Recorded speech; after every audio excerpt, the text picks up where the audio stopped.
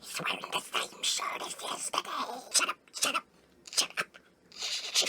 So, we have the model car that I said. This is the last model car for a little while, probably. I don't tend to buy them on a constant basis. I buy a flurry of them here and there, but this is the one which I teased, of course, in the last video. As some of you guys might have noticed, I have added the actual names of the model cars to each of the previous videos, each of the previous unboxings. And I started doing that mainly because of the Espace, actually, because I thought that it would be a good idea to do that for that car. So, I thought that it would probably be a good idea to do that with the Espace, because it would be a shame for people not to notice it, because the title of the video is just a bit underwhelming. And then I thought, well, if I'm doing that with the Espace, there's no real need to keep the other ones, like, secret anymore. So I might as well just put those in the title as well. So a couple of people already guessed this one correctly. Not the most difficult of guesses to get. All of the finesse and subtlety of a sledgehammer. A sledgehammer movie, you could say. Shipping bags. That's cool. I'll probably reuse those. Maybe for a giveaway in the future. I have actually thought about doing a giveaway of a model car for a subscriber milestone. And I might still do that. I'm thinking maybe something like a Gran Turismo related model. Got it in yellow. There were a couple of different colours. There's the orange, which you'd expect it to be in. There were, I think, red ones, some black ones, some silver, maybe silver, I can't remember. Pretty obvious giveaway. Get this off. Try and watch out for the wing mirrors. And there we go. It is, of course, a Volkswagen W12 Nardo, but unlike the Nardo, finished in yellow, of course, because the Nardo itself was never actually painted yellow. You can see some yellow ones, or one specific yellow one on Google, but that one actually isn't a Nardo. It's a W12 Synchro, which actually came out before the Nardo. The original W12 Synchro had 420-ish horsepower, and I believe the Roadster had about the same. So the performance was nowhere near what the Nardo could do. They were fast, but not supercar fast. More like super sports car fast in a supercar package. And then, of course, the Nardo upped it to whatever it is, like 640 horsepower, thereabouts. Similar engine layout to what would be ultimately used in a Bentley, like the Continental GT. A little bit of detail underneath. Who makes this one? Road Signature. I think this is the only Road Signature model that I own. Got the doors as well, of course. One door doesn't really want to stay up. That seems to be a common thing on my cars. One door opens and the other one doesn't.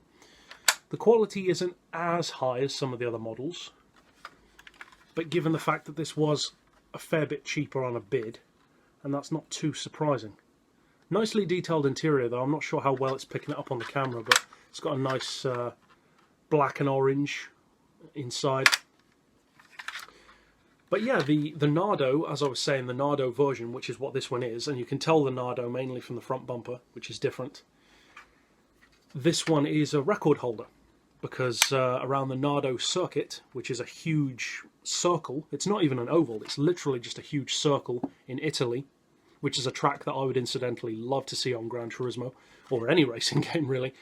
This car set an average speed record, I believe it was over a period of 24 hours, of, I think it was somewhere around 200 miles per hour. It might have been more than that. For some reason the number 221 comes to mind, but I'm not sure if that's the record or if that's the top speed of the car, because it's a fast car, like 220 miles per hour. That's really impressive. And this is one of those supercar concepts, because I've got a lot of supercar concepts. I've got the Cadillac Cian, the Peugeot 907, the Ford GT90, the original Speed 12. I'm a big fan of supercar concepts. I also love stuff like the Peugeot Oxia, the Maybach Accelero, of course the Bentley Nardier. Those cars which were true top-tier exotics, but just never had the chance to prove themselves. And this is definitely one of those. I think it would have been awesome if Volkswagen had made this as a production car.